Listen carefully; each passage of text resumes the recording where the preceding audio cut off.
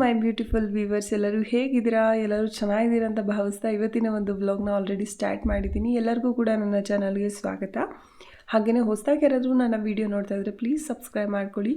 So ಇವತ್ತು ಬುಧವಾರದ ಮಧ್ಯಾಹ್ನದಿಂದ ವ್ಲಾಗ್ನ ಸ್ಟಾರ್ಟ್ ಮಾಡ್ಕೊಂಡಿದ್ದೀನಿ. ಸೊ ಮಧ್ಯಾಹ್ನದವರೆಗೂ ಸ್ವಲ್ಪ ಬ್ಲೌಸ್ ವರ್ಕ್ ಎಲ್ಲ ಕಂಪ್ಲೀಟಾಗಿ ಮುಗಿಸ್ಕೋಬೇಕು ಅಂತ ಹೇಳಿಬಿಟ್ಟು ನಾನು ವ್ಲಾಗ್ನ ಬೆಳಗ್ಗೆಯಿಂದ ಸ್ಟಾರ್ಟ್ ಮಾಡಿರಲಿಲ್ಲ.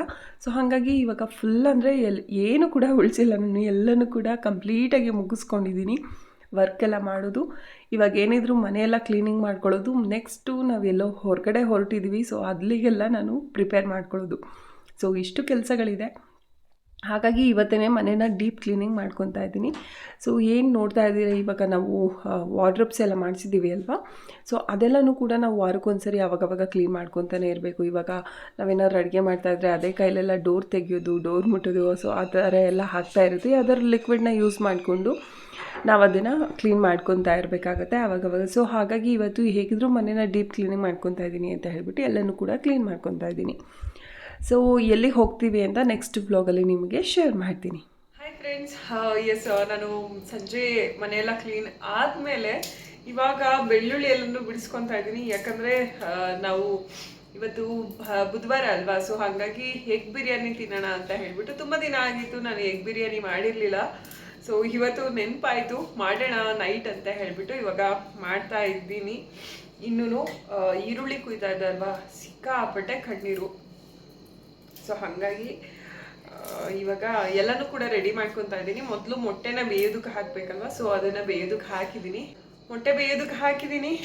ಇವಾಗ ಎಲ್ಲನೂ ಹೆಚ್ಕೊಂಡು ಬೇಗನೆ ಆಗುತ್ತೆ, ತುಂಬ ಸಿಂಪಲಾಗೂ ಕೂಡ ಇರುತ್ತೆ ಎಗ್ ಬಿರಿಯಾನಿ. ಸೊ ಹಾಗಾಗಿ ಮಾಡೋಣ ಅಂತ ಹೇಳಿ ಇವತ್ತು ಮಾಡ್ತಾ ಇದ್ದೀನಿ. ಸೊ ಈ ವ್ಲಾಗನ್ನು ನಾಳೆಗೂ ಕೂಡ ಕಂಟಿನ್ಯೂ ಮಾಡ್ತೀನಿ. ತುಂಬ ದಿನ ಆಗಿತ್ತು ನಾನು ವ್ಲಾಗ್ಸೇ ಮಾಡೋದಕ್ಕೆ ಆಗ್ತಿರ್ಲಿಲ್ಲ. ಸ್ವಲ್ಪ ವರ್ಕ್ ಮಾಡೋದೆಲ್ಲ ಸ್ವಲ್ಪ ಬ್ಯುಸಿ ಇದ್ದೆ. ಹಾಗೆಯೇ ಅದನ್ನೇ ಪದೇ ಪದೇ ತೋರಿಸ್ತಾ ಇದ್ರೆ ನಿಮಗೂ ಕೂಡ ಬೋರ್ ಅಂತ ಅನಿಸುತ್ತೆ. ಅದಕ್ಕೋಸ್ಕರ ಅದನ್ನೇ ತೋರಿಸೋದು ಬೇಡ ಅಂತ ಹೇಳಿ ನಾನು 3-4 ದಿವಸದಿಂದ ವ್ಲಾಗ್ ಮಾಡಿರಲಿಲ್ಲ. ಸೊ ಇವಾಗ ಬೇಗ ಬೇಗ ಮೊಟ್ಟೆ ಬಿರಿಯಾನಿಗೆ ರೆಡಿ ಮಾಡ್ಕೊಂಡ್ಬಿಡ್ತೀನಿ. ಸೊ ಎಲ್ಲ ರೆಡಿ ಮಾಡಿಕೊಂಡು ಆಮೇಲೆ ರೆಸಿಪಿನ ನಿಮ್ಮ ಜೊತೆ ಶೇರ್ ಮಾಡ್ಕೊತೀನಿ, ಓಕೆನಾ? ನಾವು ಬಿರಿಯಾನಿ ಮಾಡಬೇಕಾದ್ರೆ ಹಾಕ್ಕೊತೀವಿ ಅಲ್ವಾ. ಸೊ ಅದೇ ಮಸಾಲೆಗಳನ್ನ ನಾನು ಒಗ್ಗರಣೆಗೆ ತೊಗೊಂಡಿದ್ದೀನಿ. ಚಕ್ಕೆ, ಲವಂಗ, ಏಲಕ್ಕಿ, ಮರಾಠಿ ಮೊಗ್ಗು, ಹಾಗೆ ಪಲಾವಿ ಎಲೆ, ಒಂದು ಮತ್ತು ಹೂ ಬರುತ್ತೆ ಅಲ್ವಾ, ಸೊ ಬಿರಿಯಾನಿ ಹೂ ಅಂತ ಹೇಳಿಬಿಟ್ಟು ಅದನ್ನು ತೊಗೊಂಡಿದ್ದೀನಿ.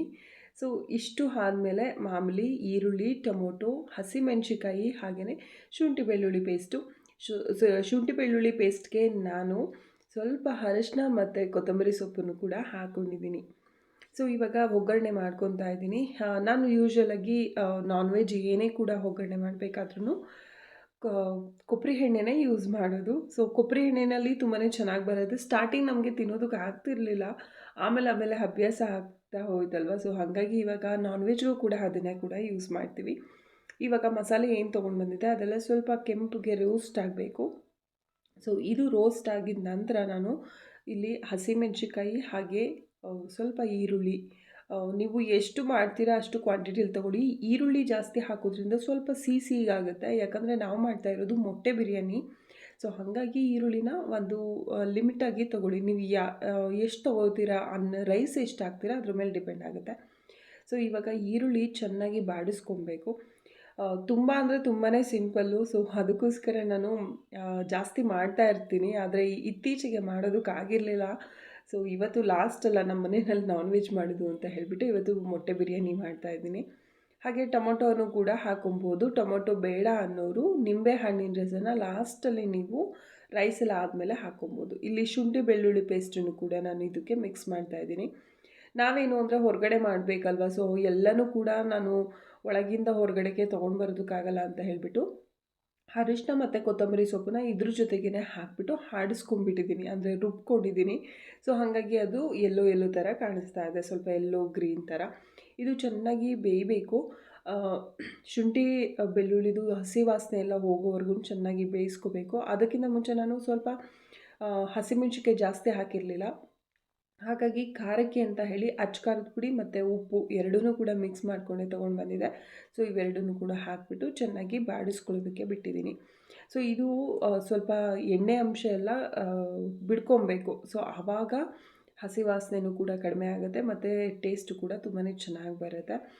ನಾನು ಇದು ಬೇಯೋವರೆಗೂ ಮೊಟ್ಟೆನ ಬೇಯಿಸಿರೋಂಥ ಮೊಟ್ಟೆನ ಬಿಡಿಸ್ಕೊಳ್ಳೋಣ ಅಂತ ಹೇಳಿಬಿಟ್ಟು ಇವಾಗ ಒಂದೇ ಒಂದು ಪ್ಯಾಕೆಟು ಬಿರಿಯಾನಿ ಮಸಾಲೆನೂ ಕೂಡ ಇದಕ್ಕೆ ಸೇರಿಸ್ಕೊಂಡಿದ್ದೀನಿ. ಸಿಂಪಲ್ ಅಷ್ಟೇ, ಮಸಾಲೆ ಇದಕ್ಕೆ ಜಾಸ್ತಿ ಬೇಕಾಗೇ ಇರೋದಿಲ್ಲ.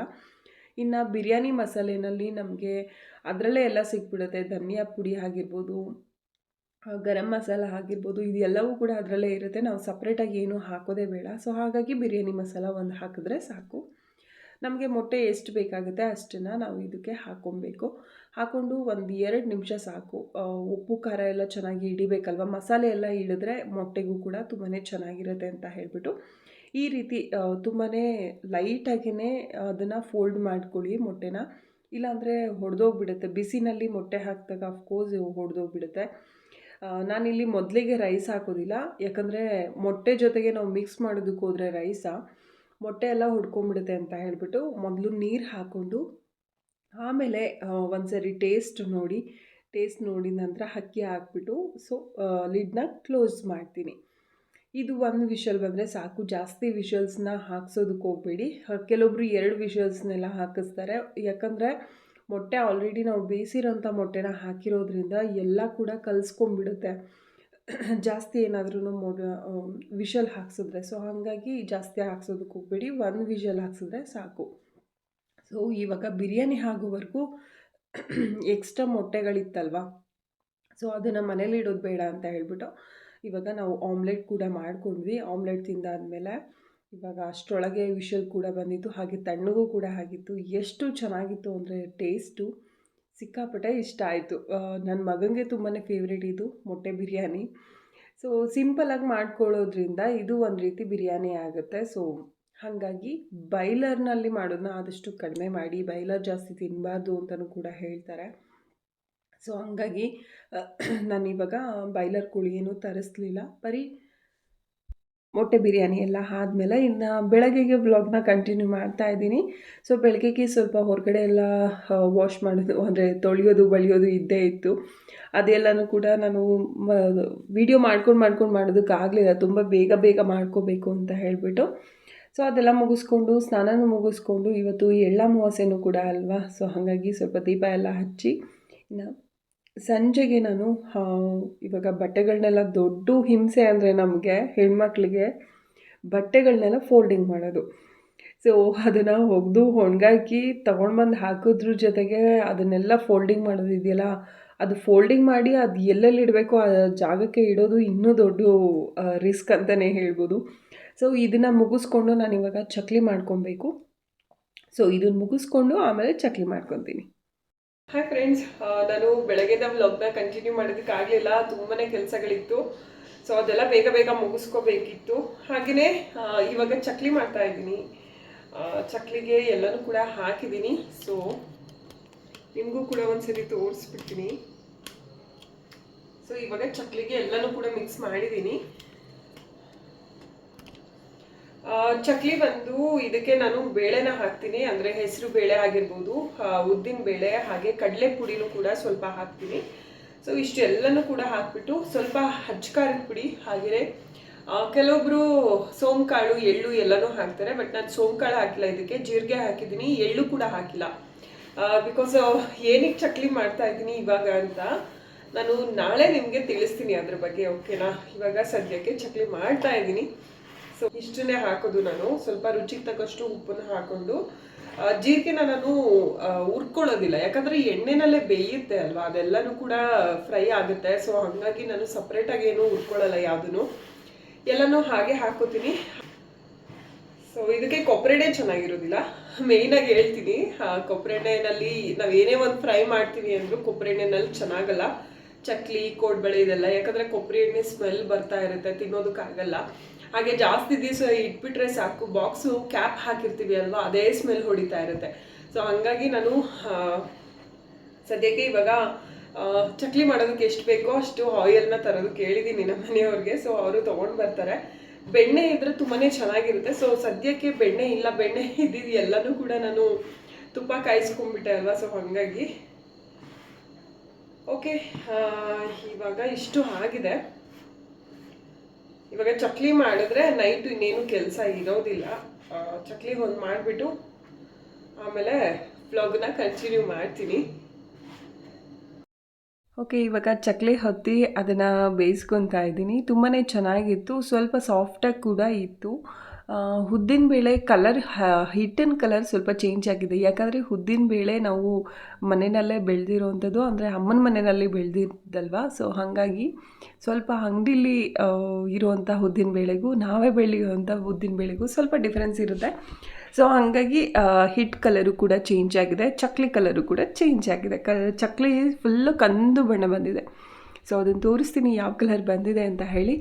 ಓಕೆ, ಇವತ್ತಿನ ಒಂದು ವ್ಲಾಗ್ ನಿಮಗೆ ಸ್ವಲ್ಪನಾದರೂ ಇಷ್ಟ ಆದರೆ ಲೈಕ್, ಶೇರ್, ಕಮೆಂಟ್ ಮಾಡಿ. ಹಾಗೆಯೇ ಸಬ್ಸ್ಕ್ರೈಬ್ ಮಾಡ್ಕೊಳ್ದೇನೆ ನೋಡ್ತಾ ಇದ್ದರೆ, ತುಂಬ ಜನ ಸಬ್ಸ್ಕ್ರೈಬ್ ಮಾಡ್ಕೊಳ್ದೇನೆ ನೋಡ್ತಾ ಇದ್ದೀರಾ. ಸೊ ಪ್ಲೀಸ್ ಎಲ್ಲರೂ ಕೂಡ ಸಬ್ಸ್ಕ್ರೈಬ್ ಮಾಡ್ಕೊಂಡು ನೋಡಿ, ನಮಗೂ ಕೂಡ ಸಪೋರ್ಟ್ ಮಾಡಿ ಅಂತ ಕೇಳ್ಕೊತೀನಿ. ಮತ್ತೆ ಮುಂದಿನ ವ್ಲಾಗಲ್ಲಿ ಸಿಗ್ತೀನಿ. ಅಲ್ಲಿವರೆಗೂ ಟೇಕ್ ಕೇರ್, ಬಾಯ್.